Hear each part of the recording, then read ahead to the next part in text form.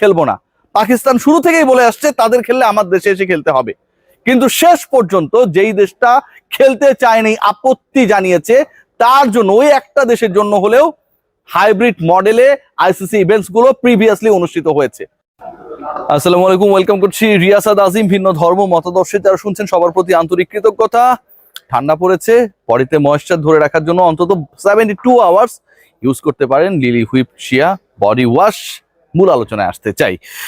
আলোচনার বিষয়ে কয়েকটা পয়েন্টে আলোচনা করব। এখন পর্যন্ত বাংলাদেশ ক্রিকেট বোর্ডের স্টান্স, আপকামিং ওয়ার্ল্ড কাপে বাংলাদেশের ভেন্যুস, বাংলাদেশ তথ্য মন্ত্রণালয় কি করতে পারতো বা কি করতে পারে সেই সংক্রান্ত আপডেটস, এবং একই সাথে মুস্তাফিজ ইস্যুতে বাংলাদেশ যে অনর অবস্থানে প্রত্যেকটা বিষয়ে যে আপডেটসগুলো আপনাদের সাথে আমি শেয়ার করেছি গত 3-4 দিনে, মোটামুটি শতভাগ সেই ঘটনাগুলো ঘটেছে।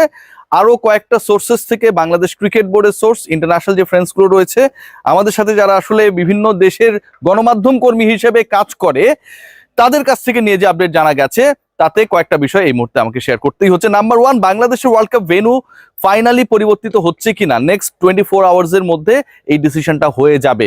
এই প্রশ্নের উত্তর আমি আপনাদেরকে জানাবো।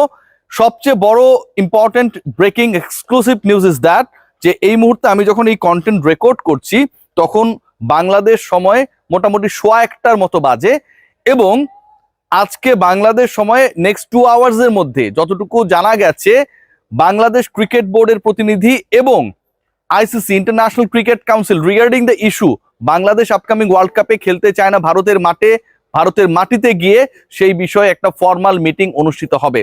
That is going to be zoom meeting, I mean online meeting, এবং সেখানটায় বাংলাদেশ ক্রিকেট বোর্ডের অন্তত 3 জন ব্যক্তি উপস্থিত থাকছেন, সেই বিষয়টাও এনশিওর হতে পেরেছি। আমিনুল ইসলাম বুলবুল প্রেসিডেন্ট, এবং তিনি একই সাথে আইসিসিতে একটা বড় সময়ে কাজ করেছেন, প্রায় 20 ইয়ার্সের মতো।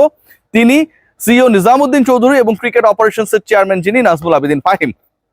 এই 3 জন ব্যক্তি যে আপকামিং মিটিংটা আগামী 2 থেকে 3 ঘন্টার মধ্যে between BCB and ICC is going to be held, সেই মিটিং এ উপস্থিত থাকবেন, এবং সেখানটায় আইসিসি কিছু বিকল্প অপশন নিয়ে বাংলাদেশ ক্রিকেট বোর্ডের সাথে ডিসকাশন করবে। সেই বিকল্প অপশনগুলোর একটা যেটা হচ্ছে, এই মিটিং হবার আগে ICC and BCCI, Indian cricket board, ভারতীয় ক্রিকেট বোর্ড এবং আইসিসি, তারা একটা ইনফর্মাল মিটিং এ বসেছিল, সেটাও অনলাইনে হয়েছে। আমার কাছে যে তথ্য রয়েছে তাতে বিসিসিআই এর স্ট্যান্সটা কি হতে পারে রিগার্ডিং দিস সিচুয়েশন, সেই স্ট্যান্সটা, যেহেতু বিসিসিআই কোনো ফর্মাল রিলেশনশিপ বিসিবির সাথে মেইনটেইন করে নাই রিগার্ডিং মুস্তাফিজকে কাট আউট করে দেওয়া, অথবা যে সিচুয়েশনটা ক্রিয়েট হয়েছে যে বাংলাদেশ খেলতে চায় না, তাদের মাটিতে গিয়ে খেলবে না, এই বিষয়ে আইসিসির মাধ্যমে তারা জানাতে চায় যে হেড অফ স্টেট যে সিকিউরিটি প্রোটোকলটা রয়েছে, মানে রাষ্ট্রের সর্বোচ্চ নিরাপত্তা আসলে কাকে দেওয়া হয়, যিনি রাষ্ট্রের প্রধান নির্বাহী, সেরকম যদি একটা জেড ক্যাটাগরির সিকিউরিটি প্রোভাইড করা হয় বাংলাদেশ ক্রিকেট দলকে, সেটাতে বাংলাদেশ রাজি কি রাজি না? বাংলাদেশ দল রাজি না। বাংলাদেশ দল যেই মিটিংটা একটু পরে হতে যাচ্ছে আইসিসির সাথে, সেই সভাতেও এটা ডিসাইড করে ফেলেছে, they are not going to play any world cup match in the soil of India. এবং এই ডিসিশনটা আমিনুল ইসলাম বুলবুলের না, this is the decision made by state Bangladesh রাষ্ট্রের ডিসিশন, এবং এই ডিসিশন জানিয়ে দেওয়া হবে আইসিসি কে উইথিন ফিউ আওয়ার্স। সবকিছু মিলিয়ে আমি শুরুতেই যে আলোচনাটা করছিলাম, আপনাদেরকে বলছিলাম যে বাংলাদেশের ওয়ার্ল্ড কাপ ভেন্যু পরিবর্তিত হবে কি হবে না, খেয়াল করে দেখুন, ইন 24 আওয়ার্সের মধ্যে এটা ফাইনাল হয়ে যাবে।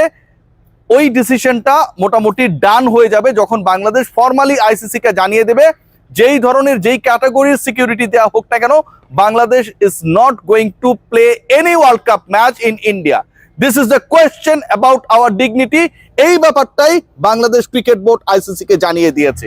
সো ওয়ার্ল্ড কাপের ম্যাচেস গুলো বাংলাদেশ যদি খেলে, সেটা শ্রীলঙ্কায় খেলবে, otherwise Bangladesh world cup boycott করবে। এই সিচুয়েশনে সবচেয়ে টাফেস্ট সিচুয়েশনে রয়েছে আইসিসি ইন্টারন্যাশনাল ক্রিকেট কাউন্সিল, যেটার আবার হেড হচ্ছে জয় শাহ। আপনারা সবাই জানেন, যিনি বিসিসিআই এর অনেক বড় একজন হেডম ছিলেন।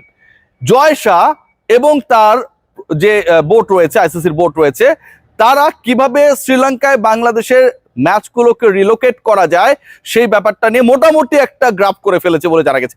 গতকাল আমি আপনাদেরকে জানিয়েছিলাম যে 3টা ভেন্যুতে আসলে সম্ভাব্য আলোচনা চলছে, তবে আজকে যেটা জানা যাচ্ছে গলে খেলা হওয়ার সম্ভাবনা নেই। বাংলাদেশের 4টা ম্যাচ, বাংলাদেশকে ওয়ার্ল্ড কাপ থেকে বহিষ্কার করা, বাংলাদেশকে যে ম্যাচেসগুলো বাংলাদেশ খেলতে যাচ্ছে না, বাংলাদেশ 4টা ম্যাচ যদি খেলতে না চায়, যে আমাকে আমার ভেন্যু পরিবর্তন করে না দিলে আমি খেলবো না, বাংলাদেশকে কি বহিষ্কার করে দেওয়া হবে? বাংলাদেশের এগেনস্টে কি ওয়াক ওভারে চলে যাবে অন্য দলগুলো? নো, বাংলাদেশের ম্যাচেসগুলো অনুষ্ঠিত হবে এবং সেটা শ্রীলঙ্কায় হবে। 3-এর জায়গায় 2 ভেন্যুতে পরিকল্পনা চলছে এবং সেই 2 ভেন্যুর একটা হচ্ছে কলম্বো আর একটা হচ্ছে ক্যান্ডি। এই 2 ভেন্যুতে 4টা ম্যাচকে কিভাবে রিলোকেট করা যায় সেই পরিকল্পনা চলছে। শিডিউলটা আমরা হয়তো খুব দ্রুত পেয়ে যাব। স্বয়ং ভারতে একটা বিশাল আনরেস্ট তৈরি হয়েছে। ভারতের আনরেস্টটা তৈরি হয়েছে স্বয়ং বিসিসিআই এর মধ্যে। মুস্তাফিজকে বাদ দেওয়ার ক্ষেত্রে যে ডিসিশন মেক করা হয়েছিল, মুস্তাফিজকে আইপিএল থেকে বহিষ্কার করার ক্ষেত্রে যেই বিতর্কিত সিদ্ধান্ত হয়েছে, সেখানটায় বিসিসিআই এর সদস্যদের অনুমোদন নেওয়া হয় নাই। ইন্টারেস্টিংলি সেখানটায় আইপিএল গভর্নিং কাউন্সিল হিসেবে যারা কাজ করছে তাদের কোনো অনুমোদন নেওয়া হয় নাই। টপ লেভেল থেকে ডিসিশন মেক করা হয়েছে এন্ড দেন সেটা থ্রো আউট করে দেওয়া হয়েছে। এই যে ঘটনাটা ঘটেছে, স্বয়ং এই ঘটনার প্রেক্ষিতে আইপিএল গভর্নিং বডি এবং বিসিসিআই এর অভ্যন্তরে একটা বড় ধরনের আনরেস্ট তৈরি হয়েছে। বাংলাদেশ খেলতে না যাওয়া মানে, খেয়াল করে দেখবেন, বিভিন্ন সময় পাকিস্তানের যখন ওয়ার্ল্ড কাপ ছিল, ইন্ডিয়া শুরু থেকেই বলে আসছে যে আমরা পাকিস্তানে গিয়ে খেলবো না। পাকিস্তান শুরু থেকেই বলে আসছে তাদের খেললে আমার দেশে এসে খেলতে হবে। কিন্তু শেষ পর্যন্ত যেই দেশটা খেলতে চায়নি, আপত্তি জানিয়েছে, তার জন্য ওই একটা দেশের জন্য হলেও হাইব্রিড মডেলে আইসিসি ইভেন্টস গুলো প্রিভিয়াসলি অনুষ্ঠিত হয়েছে। এবারের বিশ্বকাপ হাইব্রিড মডেলে অনুষ্ঠিত হতে যাচ্ছে, কারণ ইন্ডিয়া এবং পাকিস্তানের সমস্যা। পাকিস্তান ইন্ডিয়া যাবে না, বাংলাদেশও ইন্ডিয়া যাবে না। সো পাকিস্তানের জন্য আপনি হাইব্রিড মডেল অনুসরণ করবেন, আর বাংলাদেশের জন্য আপনি হাইব্রিড মডেল অনুসরণ করবেন না। বাংলাদেশের ম্যাচেস গুলো পাকিস্তানের মতো করেই ইন্ডিয়ার বাইরে দেবেন না, এটা কোনো যৌক্তিক কারণ হতে পারে না। সো নতুন করে ওয়ার্ল্ড কাপের শিডিউল হতে যাচ্ছে, এটা মোটামুটি ডান। শ্রীলঙ্কায় বাংলাদেশের ম্যাচেসগুলো অনুষ্ঠিত হবে, এটাও মোটামুটি ডান। বাংলাদেশ 25 তারিখে ইন্ডিয়ায় যাওয়ার কথা ছিল, সেটা যাচ্ছে না, এটা মোটামুটি ডান।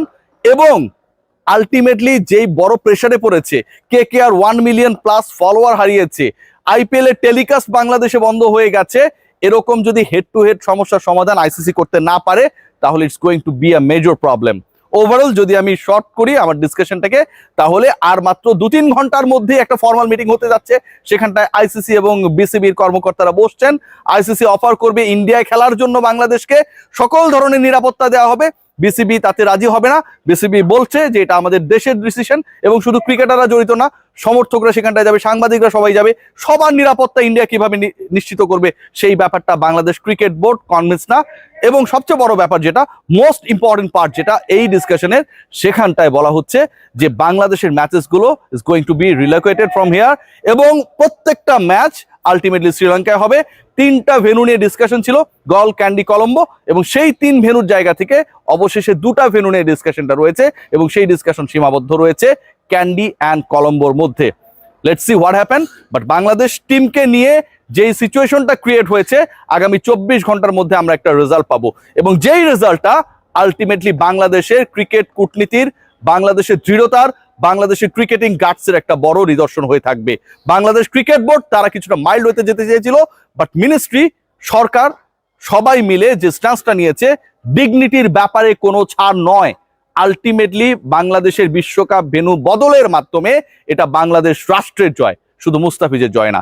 সবাই ভালো থাকবেন, take great care, let's see what happen.